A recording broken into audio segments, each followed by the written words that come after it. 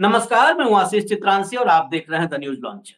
Mid day मुद्दा with Ashok Wankhede. Diwali पर खूब धूम धड़ाका हुआ और इस दिवाली हम इसी उम्मीद के साथ एक नई शुरुआत कर रहे हैं कि अब धीरे धीरे शनैः शनैः अंधकार दूर होगा। लेकिन अंधकार दूर होने की कवायद सिर्फ हमारे सोचने से नहीं हो सकती है। इस देश में जिनको चुनकर हमने आपने बिठाया है, वो जरूर 100% लोगों की पसंद नहीं है, वो 37-38% की पसंद है, लेकिन उनकी जिम्मेदारी पूरे देश के सॉवरेनिटी यानी संप्रभुता की रक्षा करना है, देश के सम्मान की रक्षा करना है। याद होगा ना आपको, देश नहीं झुकने दूंगा, देश नहीं झुकने दूंगा। देश झुकेगा या नहीं झुकेगा, अंतरराष्ट्रीय स्तर पर क्या चल रहा है इस वक्त, आप अमित शाह की चर्चाओं से तो अवेयर होंगे। हमने चर्चा किया भी था। अब शाह की वो चर्चा जो कनाडा में शुरू हुई थी, अमेरिका में पहुंच गई है। ये हमारे लिए चिंता की बात है। और 2 दिन पहले जब इसी कार्यक्रम में हमने और भाऊ ने चर्चा की थी, तो कहा था कि मोदी चुपचाप बैठे रहेंगे या कुछ बोलेंगे, कोई डिप्लोमेटिक कोई पहल होगी। गोदी मीडिया में दिन भर डंका बजता है, कोई खबर नहीं आई 3 दिन से कि ऐसी कोई खबर गोदी मीडिया ही चला देता तो भी तसल्ली होती कलेजे को कि जी भारत ने कुछ कदम उठाया है, कोई डिप्लोमेटिक कदम ही सही उठाया, कुछ तो उठाया। प्रधानमंत्री एकता की बात कर रहे हैं, शपथ दिलवा रहे हैं, देश के गृह मंत्री पर आंच आई है, उस पर नहीं पानी डाल रहे हैं, बोल रहे हैं। बात बड़ी ये है कि कनाडा से मामला अमेरिका चला गया है और अमेरिका ने ऑफिशियली आधिकारिक रूप से, कोई इफ बट हवा हवाई नहीं, आधिकारिक रूप से कहा है कि इस मामले में हम कनाडा के साथ लगातार सलाह मशविरा कर रहे हैं और हम इस विषय पर लगातार निगाह बनाए हैं, ध्यान दे रहे हैं। और सिर्फ अमेरिका नहीं, 5 आइज जिसमें ऑस्ट्रेलिया, न्यूजीलैंड और ब्रिटेन भी है, ये सब के सब अब इस मामले पर एकजुट नजर आ रहे हैं। यहां पर 5 आइज में, और 5 आइज वो है जिनके साथ भारत डंके की चोट पे कहता रहा है कि हमारे सबसे अच्छे दोस्त हैं, वो दोस्त कोई भी भारत के साथ खड़ा नजर नहीं आ रहा है, सब कनाडा के साथ खड़े नजर आ रहे हैं। इस बीच अमेरिका का एक कदम बड़ा हैरान करने वाला है। भारत की 19 कंपनियों को अमेरिका ने बैन कर दिया है, यानी प्रतिबंध लगा दिया है, और इसके साथ ही 2 लोगों को, 2 इंसान पर प्रतिबंध लगा है, बैन लगाया गया है अमेरिका की तरफ से। ये बैन भी अंतरराष्ट्रीय कूटनीति का एक हिस्सा है। तो क्या वो भारत जो किसी दौर में गुटनिरपेक्ष होकर के दुनिया के हर ध्रुव का चहेता था, हर ध्रुव भारत से करीबी चाहता था, आज भारत 2 ध्रुवों के बीच पिस रहा है क्या? ये भी सवाल है। भाऊ को जोड़िए चर्चा में फटाफट, इंट्रोडक्शन लंबा हो गया। भाऊ, स्वागत है आपका। सबसे पहले जी, सबसे पहले शाह तो कनाडा से अमेरिका पहुंच गए। अमित शाह, ये बड़े तंज का नहीं है, गंभीर विषय है, तंज से भले मैंने शुरू किया, लेकिन ये अभी तक कनाडा ने बोला। अब अमेरिका ने ऑफिशियली कहा है कि हम, अमित शाह पर जो आरोप लगे हैं ये बड़े गंभीर हैं और इस पर हम विचार कर रहे हैं, कनाडा के साथ हम इस पर सलाह मशविरा कर रहे हैं। और इतना ही नहीं, ब्रिटेन, न्यूजीलैंड, ऑस्ट्रेलिया, ये सब के सब यहां पर एक साथ खड़े नजर आ रहे हैं। और भारत में खामोशी है, सन्नाटा है, वाचाल प्रधानमंत्री चुप हैं। ऐसा कैसे? देखिए आशीष जी, ये बहुत बड़ा मसला है। हम इसको बहुत शांति से ले रहे हैं, लेकिन ये मसला बड़ा इसलिए बन गया है क्योंकि अमेरिका ने पहले ही भारत की तरफ उंगली उठाई है कि अमेरिकन नागरिक के खिलाफ हत्या का प्रयास भारतीय लोगों ने किया। उसमें CC1 जो विकास यादव है, उसको ऑलरेडी उन्होंने टारगेट 01 किया, उनके पास प्रूफ है। तो अमेरिका ये जानती है कि कनाडा जो बोल रहा है वो खोखला नहीं। मैं ऐसे ऑपरेशंस को मना नहीं करता, ये ऐसे ऑपरेशंस होते रहते हैं, हमने उस दिन भी कहा।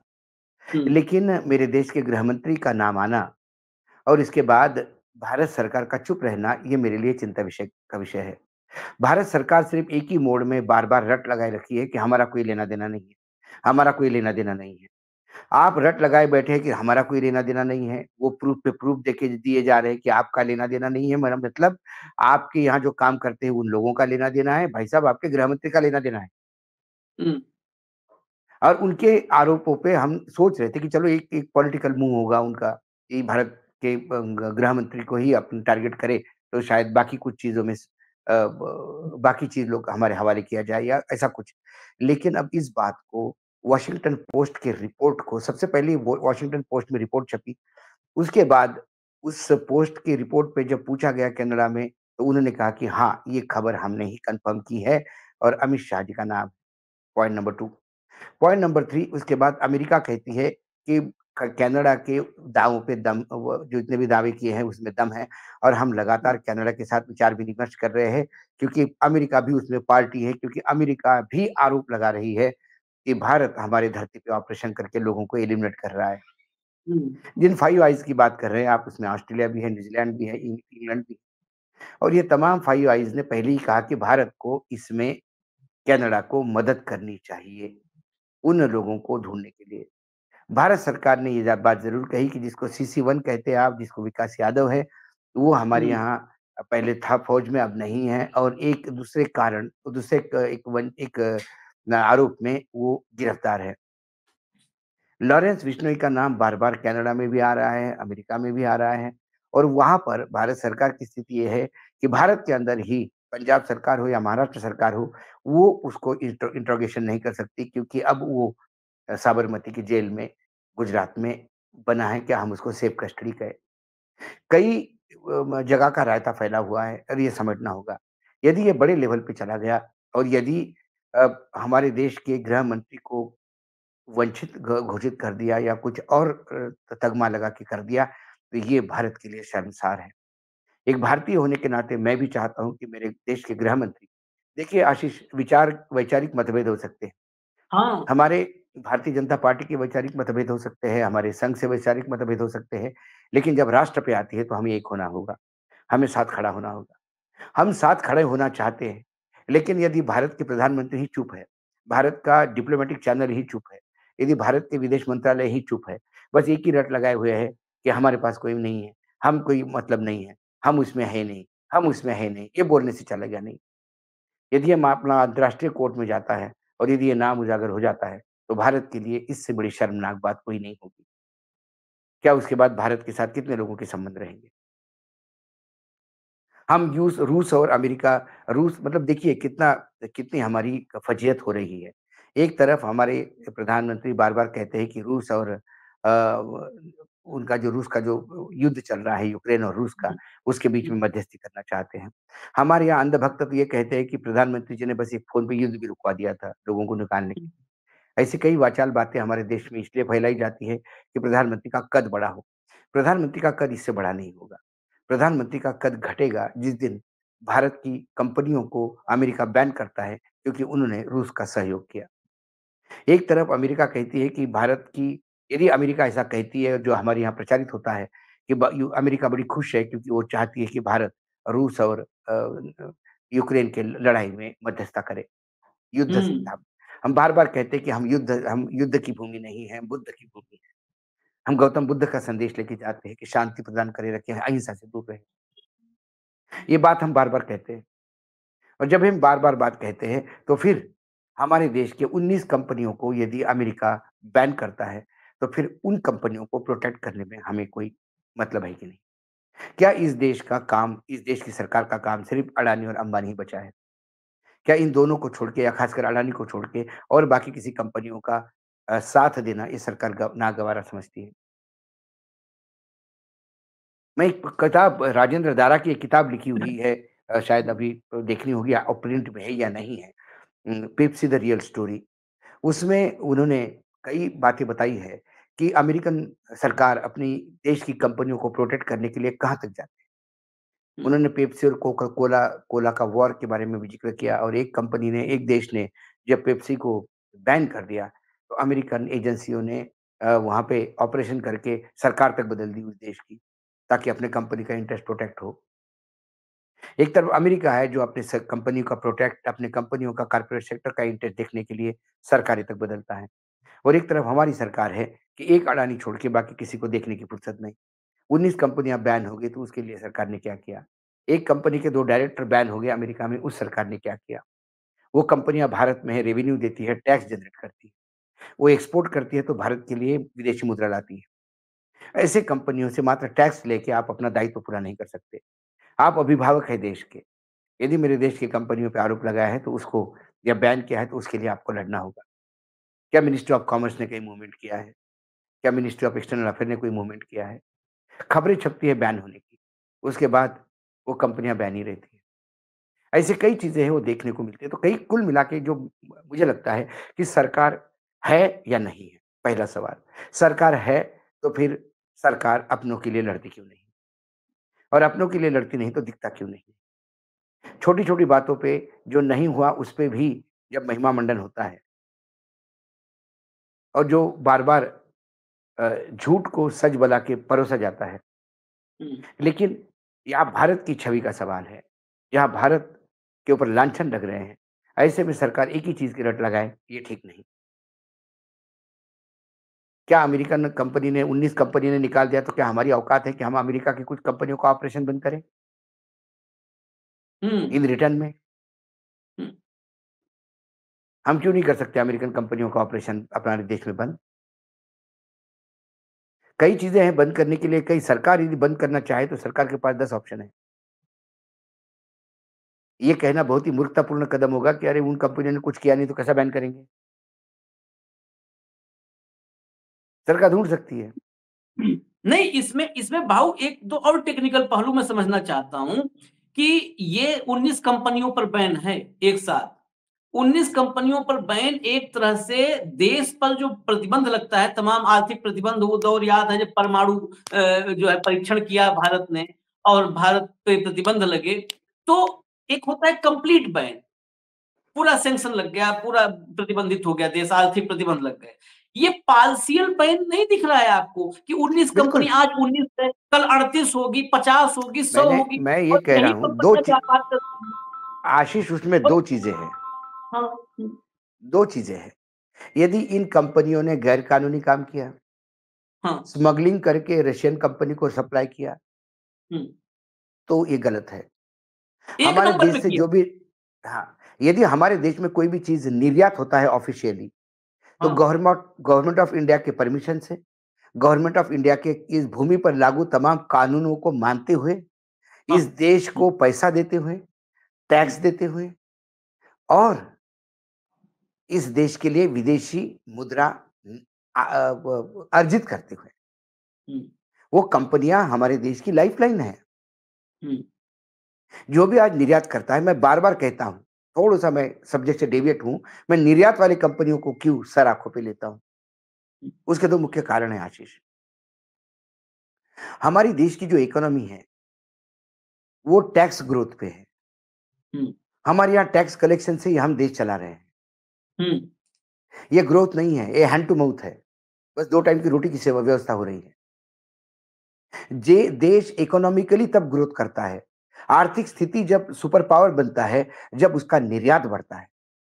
आयात कम होता है और निर्यात बढ़ता है।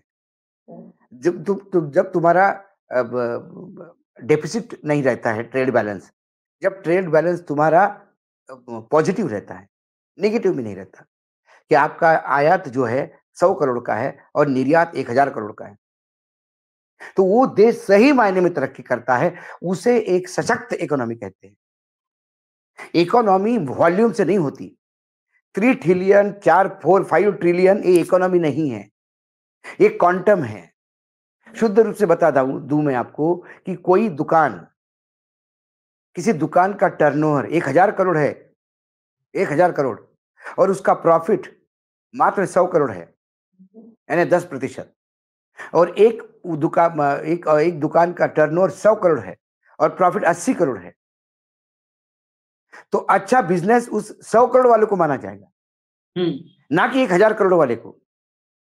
उसने 80% प्रॉफिट कमाया, उसने सिर्फ 10% प्रॉफिट कमाया। हमारे प्रधानमंत्री 3 ट्रिलियन 5 ट्रिलियन की बात करते हैं। वो तो हमारे देश की जनसंख्या ही उतना करवा देती है। हमारे प्रधानमंत्री कभी बैलेंस ऑफ पेमेंट की बात नहीं करते। 200 अरब का घाटा है हमारे यहाँ आयात और निर्यात में।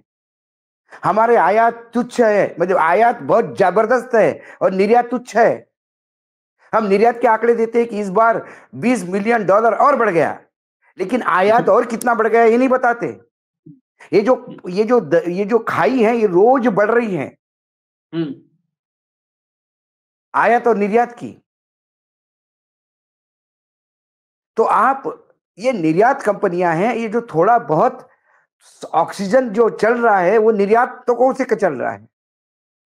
जो फॉरेन सर्विसेज आती है, हमारे यहाँ सर्विस सेक्टर सबसे ज्यादा जाता है। हमारे यहाँ गुड्स का एक्सपोर्ट तो वैसा भी सर्विस सेक्टर से आधा भी नहीं है। और ऐसे में कोई गुड्स एक्सपोर्ट करते हैं तो उन 19 कंपनियों को तो सबसे पहले प्रोटेक्ट करना चाहिए। क्यों अमेरिका और जर्मनी और बड़े बड़े ये जो देश है जो इकोनॉमिकली हमसे बहुत अच्छे हैं, जिनकी आर्थिक स्थिति बहुत अच्छी है, वो आर्थिक स्थिति तब उसके वजह से है कि वो कारपोरेट सेक्टर की केयर करते हैं, सिर्फ एक को बढ़ावा नहीं देते देश बेच बेच के। अडानी पे जितना खर्चा हो रहा है देश का, अडानी बताए कितना निर्यात कर रहा है। वो तो देश में ही टोपी पहनाई जा रही है। तो जो निर्यात करने वाली कंपनियों पे यदि बैन होता है तो बाकायदा उसका जवाब सरकार को कड़ा देना चाहिए। अमेरिका को भारत से दोस्ती सिर्फ इसलिए नहीं है कि वो नरेंद्र मोदी जी बैठे हैं वहां पे, ना। अमेरिका भारत से दोस्ती इसलिए चाहता है कि 143 करोड़ का देश है ये, इतना बड़ा ग्राहक कहीं नहीं मिलता किसी को। और सारी अमेरिकन कंपनियां हमारे यहाँ ऑपरेट करके अब जो millions billions trillions of dollars profit कमा रही है। भाऊ, उनकी दुकानें बंद हो जाएगी यदि इंडिया ने बैन किया तो। आपने एक बात कही कि कड़ा जवाब देना चाहिए। अब कड़े जवाब पे आते हैं। कड़ा जवाब देना चाहिए। एक्सप्रेस ग्रुप लिखता है कि इस मामले पर जो 19 कंपनियां और 2 डायरेक्टर्स को बैन किया गया है, इस मामले में सरकार से सवाल पूछा गया था वाणिज्य और उद्योग मंत्रालय से। भारत सरकार ने सीधा जो मैं लिखा है वो पढ़ दे रहा हूं हूबहू। भारत सरकार ने अभी तक इस घटनाक्रम पर कोई रुख नहीं जाहिर किया है। कड़ा तो बहुत दूर है, सॉफ्ट ही भी होता, सॉफ्ट भी नहीं है।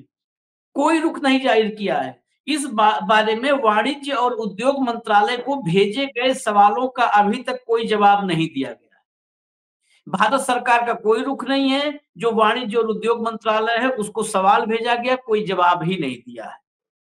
ये है उसके बाद यहां तक बात यहां तक नहीं रुकती है गुरुजी। आशीष जी, इससे आगे की भयंकर है। हाँ। अमेरिकी ट्रेजरी की चेतावनी। हाँ। भारतीय बैंकों को जोखिम में से आगाह किया है। हाँ। राइटर्स की रिपोर्ट है कि इस साल शुरुआत में ही अमेरिकन ट्रेजरी अधिकारी ने भारतीय बैंकों को आगाह किया था कि रूस के मिलिट्री इंडस्ट्रियल बेस से जुड़े वित्तीय संस्थानों को अमेरिकी वित्तीय प्रणाली तक पहुंच खो देने का जोखिम। अमेरिकी विदेश विभाग ने बुधवार को एक बयान में कहा कि चीन, भारत, कजाकिस्तान जैसे देशों की स्थिति कंपनियां रूस में ऐसी वस्तु बेची जा रही है जिसे सैन्य उद्योग में जरूरत है। इनमें वो चीजें भी शामिल है जिस पर रूस और यूक्रेन युद्ध में यूज हो रहा है। अमेरिकन मतलब इन्होंने बैंकों को भी आगाह किया है कि हम आपके और हमारे वित्तीय संबंध भी आने वाले समय में खराब होंगे। वहां असर हुआ तब तो पूरी इकोनॉमी पर खतरा पैदा हो जाएगा। हम चुनाव के मोड़ में हैं। 2 राज्यों के चुनाव हैं। हमारे लोग झूठ परोसने में लगे हुए, सभी नेता। ना विपक्ष इसको देखने को तैयार है। सत्ता पक्ष तो कोई मतलब ही नहीं है। हम तो उन्हीं के बारे में बात कर रहे हैं। कुल मिलाकर ये मामला सिर्फ अमित शाह तक सीमित नहीं है, ये अब देश की आर्थिक नीति तक आ गया है और ये मामला और तकलीफ देगा।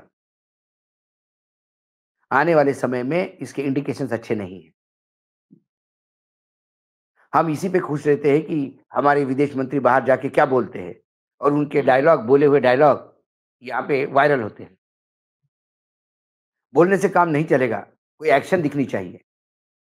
नहीं तो अगर अगर डायलॉग पे खुश होना है तो कादर खान को विदेश मंत्री बनाना चाहिए। कादर खान के डायलॉग सबसे ज्यादा फेमस हुए हैं।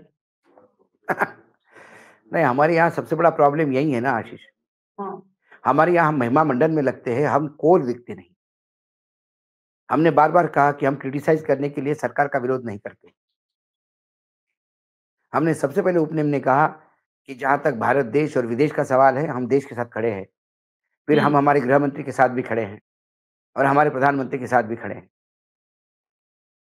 लेकिन जब हमला मेरे देश के अंदरूनी स्थिति पे होता है, जब वित्तीय संस्था पे होगा, तो भारत सरकार को सिर्फ अभी तक सोच ही रहे कि जवाब क्या दे।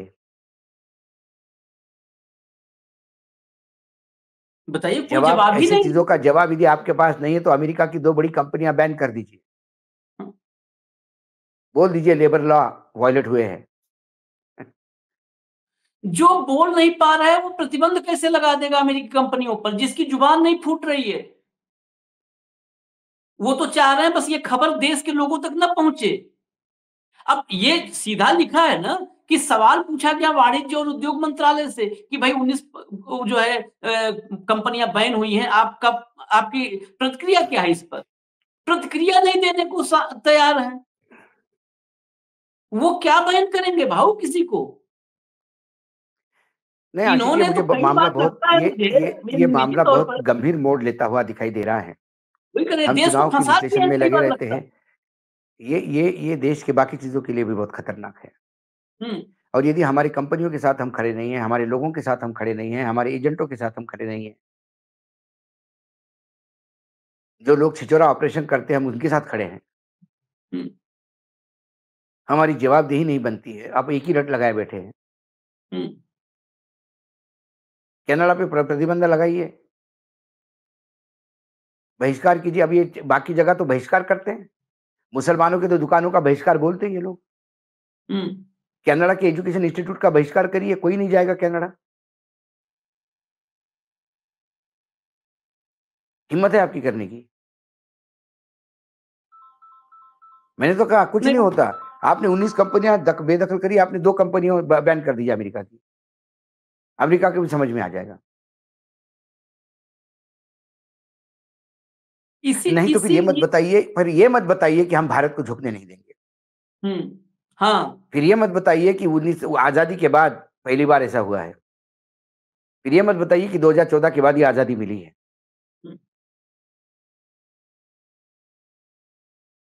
नहीं, लेकिन इसमें भारत की अस्मिता मात्र, जैसा कि कहा था प्रधानमंत्री जी ने कि रुपए का मूल्यांकन गिरता है डॉलर के अनुपात में, तो भारत की प्रतिष्ठा भी गिरती है। अब डॉलर और रुपए की तो बात ही छोड़िए, वो इतना नीचे गिर चुका है कि अब प्रतिष्ठा थी कि नहीं थी ये भी पता नहीं। लेकिन बाकी फ्रंट पे तो कम से कम भारत की प्रतिष्ठा को संभालिए, ये तो करिए।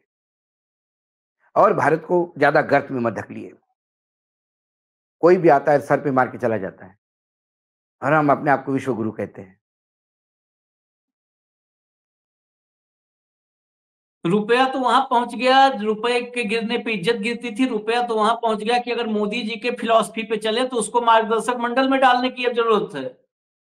रुपए को सही में हाँ, वो अडवाणी जी की उम्र को क्रॉस करने पे आमादा है रुपया कि हम बिल्कुल अडवाणी जी से बिल्कुल सीनियर बिल्कुल। बनेंगे।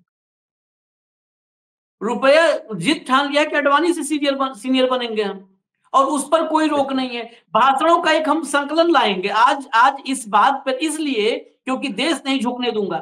क्या होता है ये रंगमंच एक फिल्म थी, वो राजेश खन्ना अमिताभ बच्चन की, आनंद। उसमें था डायलॉग, हम सब रंगमंच की कठपुतलियां हैं, कुछ ऐसे ही था। हम सब हाँ हाँ, रंगमंच की कठपुतलियां हैं बाबू मोसाय, बाबू मोशाय हम सब रंगमंच की कठपुतलियां हैं। कठपुतलियां हैं। तो ये वाकई वो फिल्म थी। उस फिल्म में हम सब रंगमंच की कठपुतलियां हैं कि इंसान, मतलब एक इंसान के जीवन की फिलॉसफी उस डायलॉग में था कि ईश्वर ने हमें, ईश्वर के द्वारा संचालित है, हम कठपुतली हैं। लेकिन मोदी जी ने इस पूरे मुल्क को कठपुतलियों का रंगमंच और कठपुतलियों में तब्दील कर दिया है। मंच से भाषण होता है, वो जोश से ओतप्रोत, देशभक्ति से ओतप्रोत, देश नहीं झुकने दूंगा, और कठपुतलियां ताली बजाती है। कठपुतलियां कभी पूछती नहीं, क्योंकि कठपुतलियां कोई किसी और से संचालित होती हैं। कठपुतलियों की डोर किसी और के पास होती है। कठपुतलियों का अपना दिमाग नहीं होता है, कठपुतलियों के अपने तर्क नहीं होते हैं। जो सवाल पूछे कि देश नहीं झुकने दूंगा, कैसे नहीं झुकने दोगे भैया, 19 कंपनी बैन हो गई, कैसे नहीं झुकने दोगे भैया, गृह मंत्री पर अमेरिका और कनाडा विचार कर रहे हैं, कैसे नहीं झुकने दोगे भैया, ऑस्ट्रेलिया आपके लोगों को बाहर कर रहा है जासूस बता करके, कैसे नहीं झुकने दोगे भैया, ऋषि सुनक के लिए यहाँ पर हवन करवा रहे थे, ऋषि सुनक का आपके खिलाफ बोल गया। ये जुबानी जमा खर्च पर क्या हमारी आपकी या इस देश की जिम्मेदारी नहीं है? ये डेमोक्रेसी है भाऊ। डेमोक्रेसी में मुझे लगता है कि लीडर अगर लगाम हो तो हमें लगाम लगाने की जरूरत है। सवाल मीडिया का काम है सवाल उठाना, और सवाल उठा रहे हैं, कोई गलत सवाल नहीं उठा रहे। ये सारी चीजें पब्लिक डोमेन में इसलिए ला रहे हैं कि जनता को पता होना चाहिए कि हमारे देश के साथ क्या हो रहा है। यदि आप नींद में हैं तो उसको जगाने का काम कौन करेगा? मीडिया नहीं करेगा तो कौन करेगा? मैं बार-बार कह रहा हूं कि ये देश विरोधी कार्यक्रम नहीं है, लेकिन देश का यदि बाहर विरोध हो रहा है और हम यहाँ उस विरोध का जवाब नहीं दे पा रहे, इसके पीड़ा को शब्द हैं। आज उन 19 कंपनियों के लिए दिल दर्द कर रहा है। आज मेरे गृह मंत्री अमित शाह के बारे में अमेरिका, कनाडा सब बोल रहे हैं, इसके लिए मुझे बुरा लग रहा है। और इसलिए सरकार को कुछ करिए, उठिए, जगिए, हिंदू मुसलमान से परे हटिए। राम, मथुरा, अयोध्या सब हो गया, उससे ऊपर उठिए, क्योंकि इनकी गलतियां इस देश के आने वाले भविष्य को उसका हिसाब देना होगा। आने वाला समय में जो भी सत्ता में आएगा उनको, उनके लिए ये तकलीफदेह होगा। देश की अर्थनीति, आर्थिक स्थिति जो गर्त में गई है, वो जो बच्चे अभी 2, 4, 5 साल के होंगे उनको जवाब देना होगा। 20 साल बाद जब उनको भुगतान करना होगा। 2073 में, 2023 में लिए हुए बॉन्ड का भुगतान करना होगा, तब उनको पता पड़ेगा कि कर्ज के मायने क्या होते हैं।